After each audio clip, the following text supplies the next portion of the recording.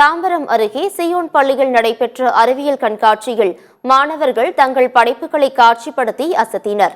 சென்னை தாம்பரம் அடுத்த சேலையூரில் இயங்கி வரும் சியோன் இன்டர்நேஷனல் பள்ளியில் அறிவியல் கண்காட்சி நடைபெற்றது. இந்த கண்காட்சியில் 1500க்கும் மேற்பட்ட படைப்புகளை மாணவர்கள் காட்சிப்படுத்தினர். அறிவியல் துறையில் புதிய கண்டுபிடிப்புகளை உருவாக்கவும் மாணவர்களை விஞ்ஞானிகளாக மாற்றும் வகையில் நடைபெற்ற இந்த அறிவியல் கண்காட்சியை 4100க்கும் மேற்பட்ட மாணவ மாணவிகள் பார்வையிட்டனர்.